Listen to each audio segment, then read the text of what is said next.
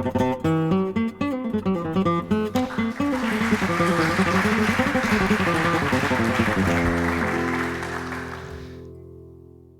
was reflecting actually that I think most of the people here are giving talks during the next 2 or 3 days. And if it's any consolation, I feel as nervous as you do. After all these years, I'm still wound up about my talks, but let's hope it goes well. The reason for this slide is that I'm not going to lecture you, I'm kind of trying to talk with you. So that I would say that in the world of complex system science, almost all of us know almost nothing about almost everything. And that's why we have to be prepared to communicate across our parent disciplines and why we have to be interdisciplinary. So, I'm going to talk about global system science today. If you look at the conference poster, you'll see in the corner that in fact global system science is supporting the meeting. And global system science is invented by the European Commission, or that's not quite the right way to put it, but it's an idea that's come from one of the project officers in the European Commission and has been developed by an increasingly large community of scientists. And in many ways, global system science is complex system science hooked up to policy and application. So if you're a global system scientist, you're interested in real applications. The vision of global system science is to provide scientific evidence to support policymaking, public action, and civic society to collectively engage in societal action. So, as you probably know, the European Commission has made some really, really bad decisions and policies over the last 20, 30 years. So I just mentioned 2 of them here. One is the European fishing policy has been a catastrophe in ecological and economic terms. And the biofuel policy completely went wrong and caused starvation in other parts of the world. So our targets in Europe were literally leading to hunger and land grabs in the developing world, food prices rocketing, land grabs, and hunger worse.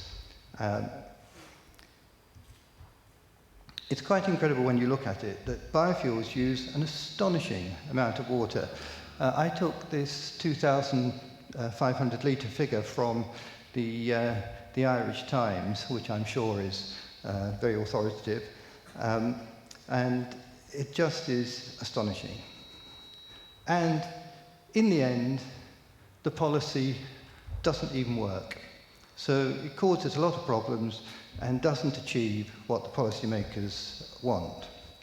So this is the problem of unintended consequences. So policy needs new science. The European Commission knows this, most governments around the world know this, and global system science, I believe, is the kind of science we need for policy. And importantly, you can participate in global system science. So I expect many of you had never heard of global system science before this meeting, or even before today. But in some way, you are all global system scientists, and it would be great if you could think of yourself in those terms. So one of the issues we have is what I would call the emergent stupidity paradox, with this astonishing thing that very, very intelligent people collectively make really stupid decisions. So if you work in a university, you will have seen that at first hand. If you work in almost any institution, you see the possibility of the people at the top doing things which are unbelievably stupid. My university accepted, of course. So they have terrible outcomes, they don't achieve their objectives, even when the people are well-meaning and trying to do good things. So as the Commission has told us in these quotations I'm showing you, are taken from the Commission's website. The Commission has already funded, I don't know exactly how many, but maybe 10 or 20 projects worth 2 or 3 million euros each. So the Commission is serious about this, and we hope it's going to stay serious. But one of the problems is that the impact of policy is very hard to anticipate. One of the reasons for this is that we tend to address subsystems when we don't understand how they work together to make some kind of systemic change. And so the Commission believes that global system science can drive change by many projects, this GSS cluster, and look at the information flowing from policy and the likely effects that it will have on the future. And together they're creating a suite of models and quite a good scientific basis for policy making. Okay, so what is global system science more precisely? So here I'm going to try and play a movie. Stock markets and financial markets all around the world plunged yet again. Lehman Brothers suffering a spectacular downfall. Is the West heading for a second recession? In Rome, the United Nations Food Summit made no progress on the controversial issue of biofuels. Got 2 teams. Ebola cases are now in their tens of thousands. We live in an increasingly complex, confusing and multi-layered world. They're setting cars on fire, and police very much here in massive numbers trying to... The sheer interconnectedness of all our lives has thrown up massive challenges for policymakers, which can all too easily be responded to with guesswork, thinking that just isn't joined up and too simplistic, leading to crisis. Copycat acts of violence. This is what the triggered a police wave fear, of violence what in they're calling neighbourhoods in the pure north and criminality. It's becoming harder and harder to predict what will happen when policies in health, economy, society are put when into we speak about practice. sustainability of biofuels, it's important But also to fresh think about thinking is allowing us to create much better models of potential outcomes of policy decisions at all levels. This new approach lies at the heart of global systems science.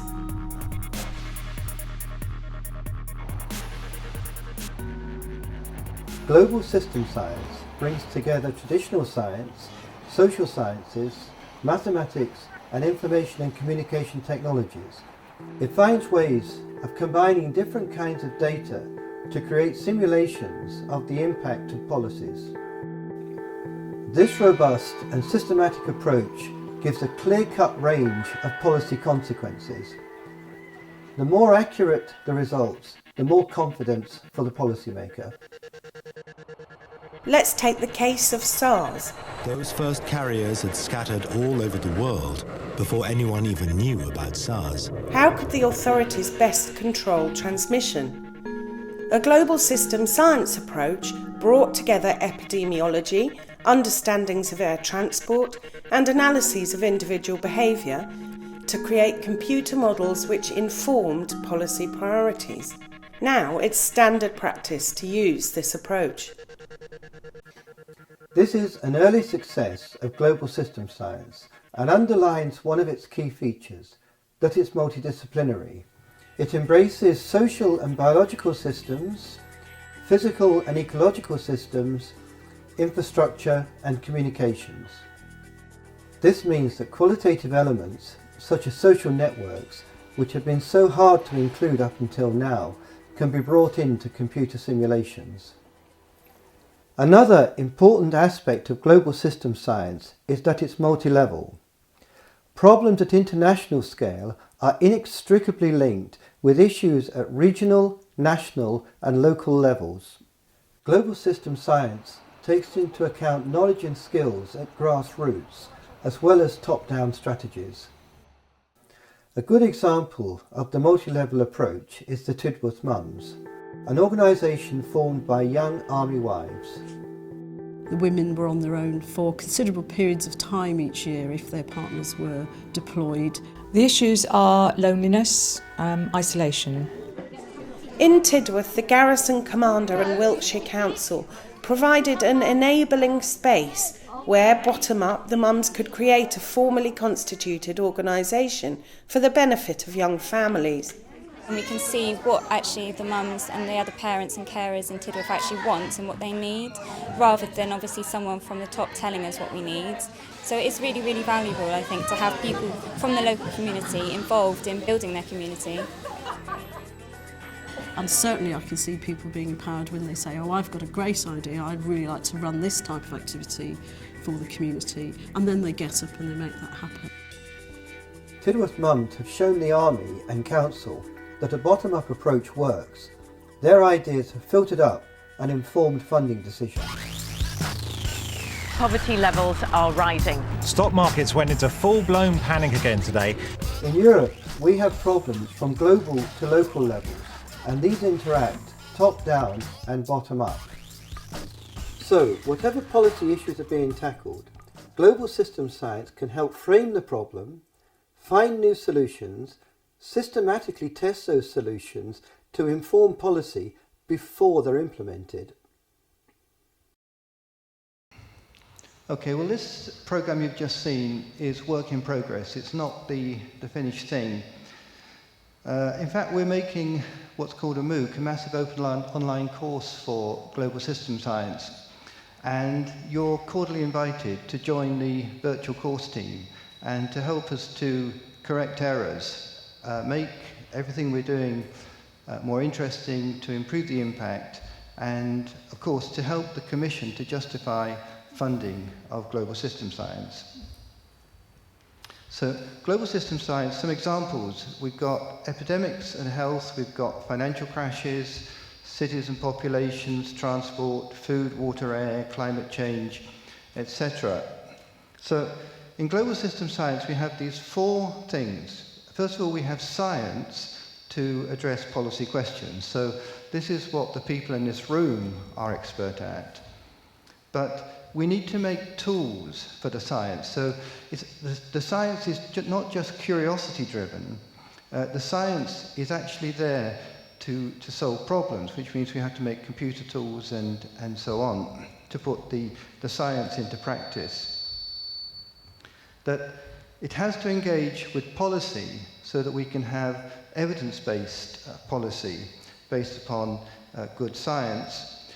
But interestingly, another thing we need is engagement. So engagement of the population, of the citizens as well in this decision-making process. So as I said before, the GSS has emerged from the Commission, and so we have these top-down phenomena like flus, terrorist attacks, fashion, price of bananas, whatever. We as citizens, these things seem to happen to us. But bottom up, we make our contribution. So each one of us contributes to the CO2 emissions, traffic jams, etc. And we need to have some way of understanding how the top-down, bottom-up dynamics will work in policy making. So we have, for policymaking, you have this fundamental question, which if you propose a policy, will the policy work? And generally speaking, policymakers can't know that without some kind of scientific input. And the challenge for us is to make that input. So typically we have systems where we can model them at some single level, but the reality is that although we look at one level, most systems, or many systems, have to be modelled bottom-up, so that if you collect the data at higher levels of aggregation, then things can happen which you will find surprising. So here we have the macro level, the global system, and at the micro level, in social systems, we have 7 billion of us doing whatever we do. And of course, we can't simulate 7 billion times 7 billion interactions. And so we need to have some sort of multi-level system. So what happens at these intermediate meso levels? And of course, there are not just one meso level, but there's meso, etc. This is a big challenge in science, which is, I believe, is still not solved, so that we have series of systems where we have micro models and we have macro models, but the models are not connected, and that can lead to all kinds of problems. So we know that systems have multi-level structure. We see it all around us, social systems, biological systems, etc. And there's a question, which is, can we really take this mess on the left and nicely make it into discrete hierarchical levels? My own belief is we can, but that's not proved. And so in some way, prediction for policy involves this combination of bottom-up and top-down. So generally speaking, for the bottom-up systems, the best way we know to try to understand them is by computer simulation, agent-based simulation, and so on. At higher levels, we have aggregation into functions, which may or may not have interesting mathematical properties. And generally speaking, at the highest level, we have all kinds of time series, where we try to understand the value of, say, the GDP next year from previous values of that quantity. But the reality is, in many cases, you can't do that because the dynamics of the time series are dependent upon lower level events. So typical, or some tools that have emerged for policy which are already being successful, there's the transom system devised in the United States. This does bottom-up simulation for road traffic, and that uses so-called synthetic micropopulations. So for this, you take any data that you have at whatever level, and you disaggregate it into effectively 100% synthetic micropopulation, which you can then use for micro-level simulations. Another example is EpiWorks, which is simulating epidemics.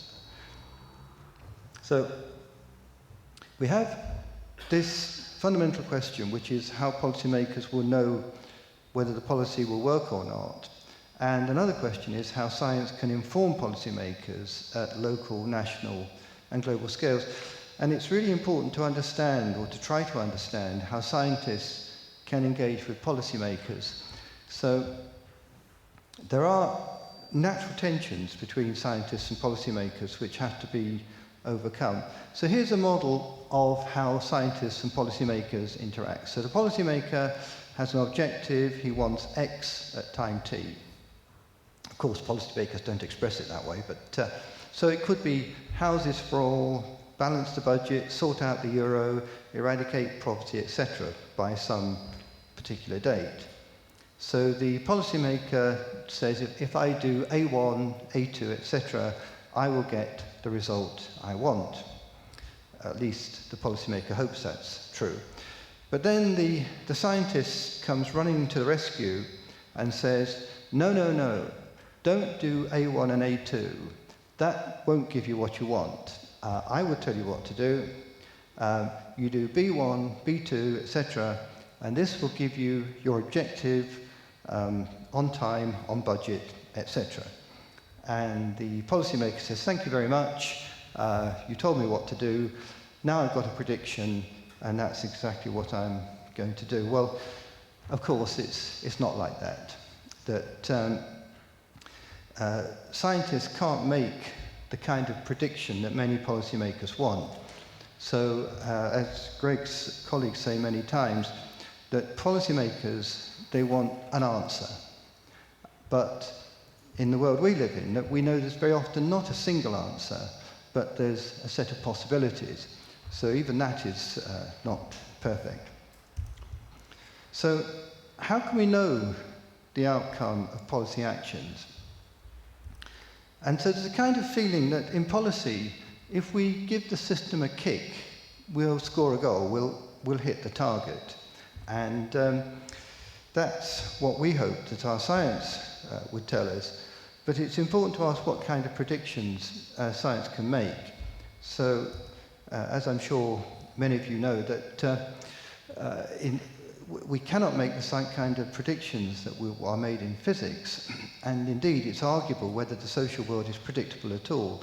So all we can know is possible futures and have some idea of which are the most likely or not the most likely.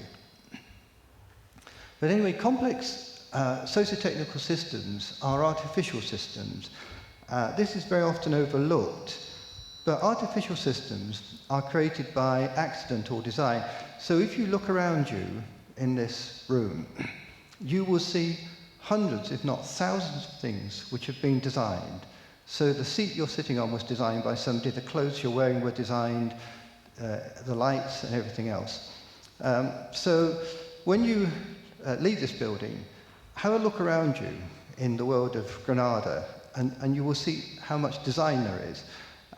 So this is how human beings make things. And my argument is that policy is designing the future. And Herbert Simon said in the construction of artificial systems that we are making the system as it ought to be. This is what design is about. Design is incredibly interesting and important. It's important in policy, I believe. So you have a story about design where you have the requirements, that you generate possible solutions, you evaluate them, and you choose the best one and you implement it. So this is a kind of classic problem-solving approach where you state the problem, you use some method or algorithm to solve it, and you choose the best solution. But in design, something rather strange happens, which is very often you cannot find a satisfactory solution. And so you go back to the requirements and you change them. So for example, if you want to build a house, you might say you want 3 bedrooms or 4 bedrooms, and you've got a budget of maybe 200,000, 300,000 euros, and you find out there's no solution. So you go back and you either adjust the amount of money you can pay or adjust the number of bedrooms, etc. So generally speaking, design is like this. So the requirements and the solution co-evolve. So this is a new kind of problem solving when in fact the process is actually framing the problem that you're trying to solve. And so design's a process. It's although they call it a cycle, it's more like a helix because you're accumulating information as you do design. But the interesting about design is that it results in what you think you want from what you think you can have. So it's a different kind of problem solving. So design's planning the future, making this as it ought to be, it takes time, involves experimental learning, the problem and solution co-evolve, and policy is a design process. I'll skip through these because I'm a bit short of time. An important aspect of global system science is engagement. So policymakers are increasingly realized that they have a big problem, that they have a legitimacy crisis. So the citizens don't trust policymakers by and large. And that we see this in challenges to democracy Europe-wide. So the last European elections were a big shock to people in the Commission when the challenges to democracy, a big shift to the right and so on. And so the EC explicitly wants people to engage with its decision-making, and engagement is one of the goals of global system science. So it's important to think how we can involve ourselves as citizens and other citizens in these decisions so that things are not just made remotely, in my case in Westminster in London or in Brussels, but they're actually made where we live. So to go back to the Tidworth wives, I mean, there you have these women, they have to move with their soldier husbands. It's a very hard life for them, that they have this lack of childcare. In this particular case, you had a sort of intermediate level person, the army welfare officer, had a job to do looking top down on these women. The women are having problems, this is going to make their husbands less efficient and so on. So it's an army problem. That then you had this sort of top-down empowerment, asking people what they needed. You had the women saying, well, you know, I'm just an ordinary person, I don't know what to do.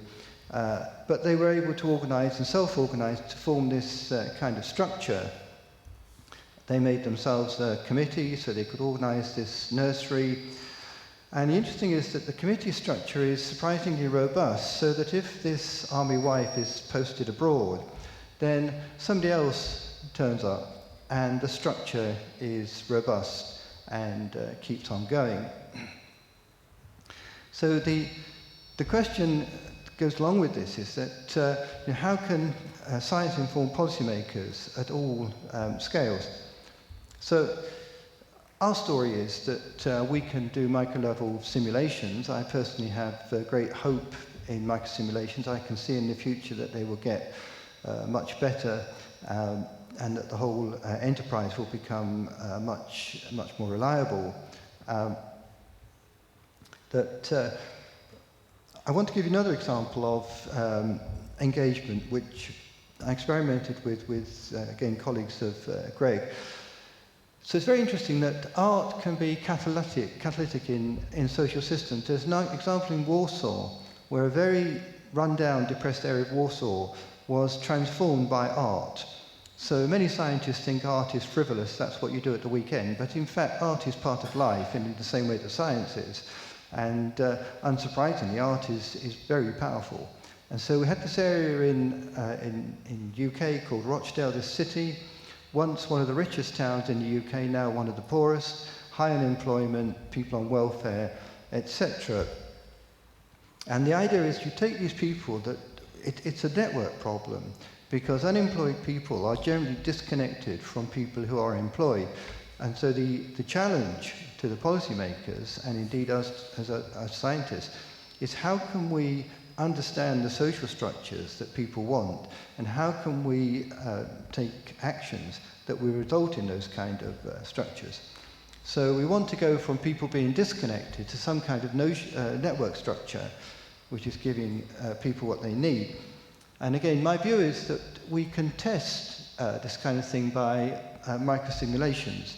So we have a suggestion that we invest some resource in a neighborhood in some way, and by microsimulation we can actually see if that's going to give the outcomes we want, or if it possibly could give the outcomes we want, or it might give outcomes that we had not even thought about.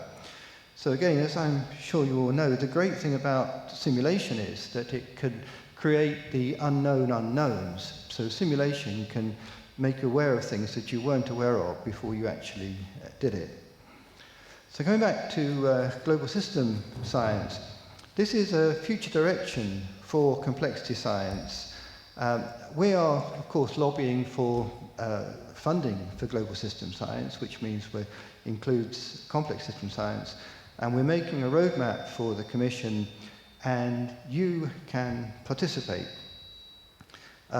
One thing you can do, I want to make you aware of this. I'm hoping you will all get an email with this document on it, but there's a Young Scholar Award in global system science, and although you might think you don't do global system science, you do. And it's quite possible that really a large number of people at this meeting could enter this competition, and the